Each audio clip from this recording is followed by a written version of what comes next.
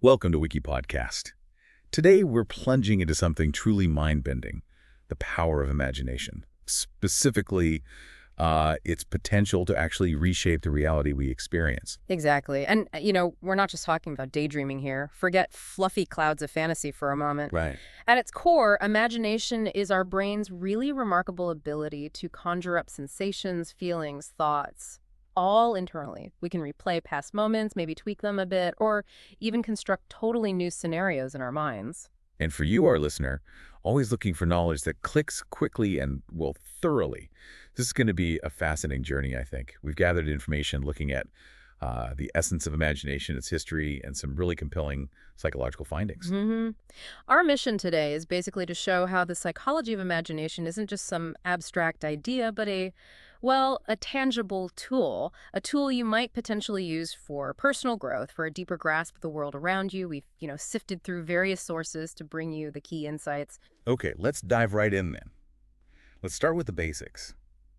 The roots of imagination.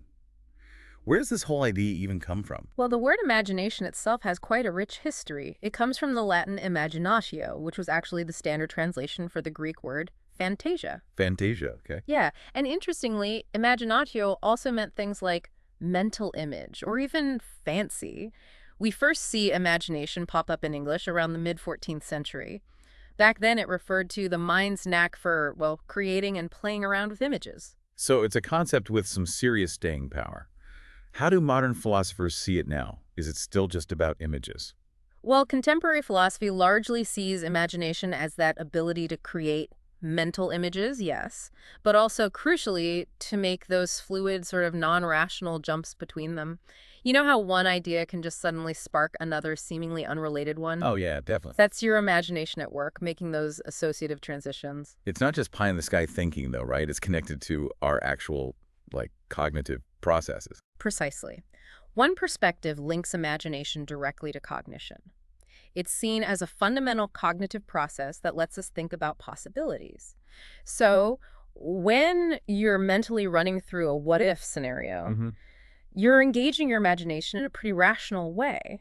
But, and this is important, imagination isn't purely mental. It's also tied to our bodies, our interactions with materials, with other people. It's not just stuck inside our heads. That's a really interesting point. So how do psychologists then approach imagination? Is it different? From a psychological view, it's closely linked to what they call mental imagery, our ability to revive recollections of past sensory experiences, like hearing a song in your head. Right. Psychologists often make a distinction. There's reproductive imagination, basically recalling something, like that song, and then there's productive or constructive imagination, where we're actually creating something new, like mentally designing furniture. Okay, so recalling versus creating. Exactly, and that creative kind can be voluntary, like intentionally picturing a new route that uses the front part of your brain, the prefrontal cortex, or it can be involuntary, like dreaming or daydreaming, which seems to be independent of that specific area. And you mentioned this isn't just theory. It's used in clinics. Absolutely. Clinicians are increasingly using visual imagery. It's becoming a therapeutic tool for quite a range of conditions: anxiety, depression, even things like schizophrenia and Parkinson's disease. Wow, that's quite a spread. Okay, let's do that quick historical detour you mentioned. How did people think about this way back? Ancient Greece, for instance. Right. The ancient Greeks, Aristotle in particular, talked about fantasia imagination as the faculty that lets a mental image pop up inside us. For him, it was linked to lots of things: thoughts, dreams, memories. Kind of central then. Sort of, yeah. He saw it as mediating between our senses and our intellect, but also potentially influenced by emotions. Plato, on the other hand, had a slightly different take.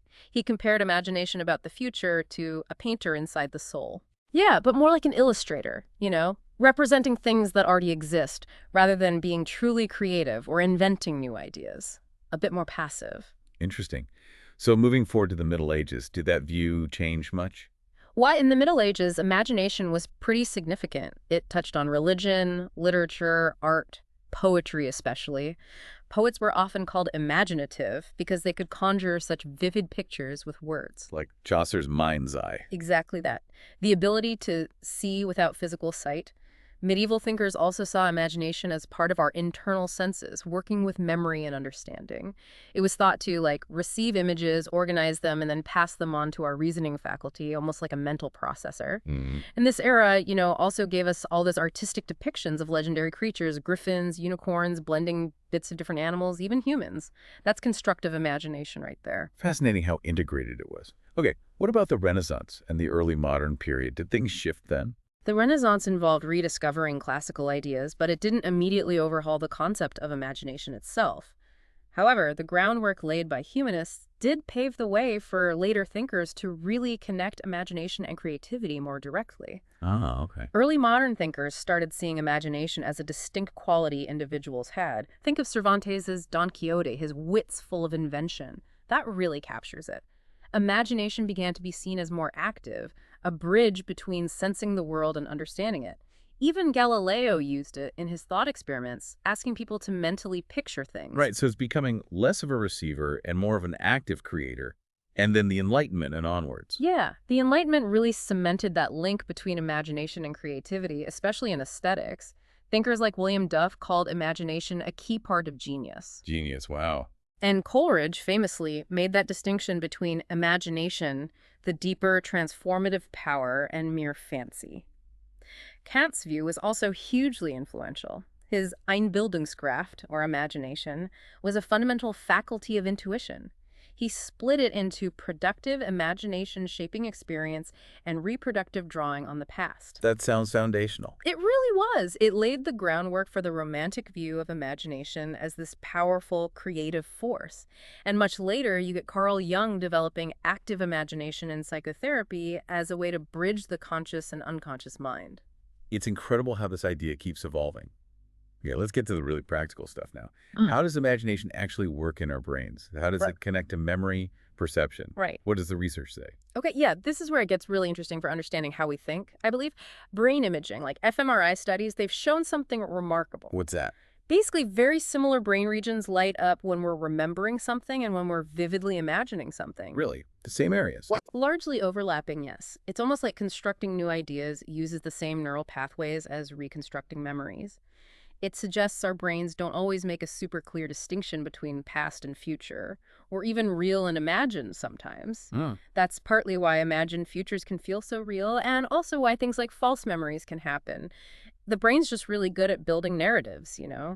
This also links to something called imagination inflation. Imagination inflation. Yeah, it's where vividly imagining an event makes you more confident it actually happened. It sort of blurs the lines between what's real and what you've just conjured up. That's slightly unnerving, but fascinating.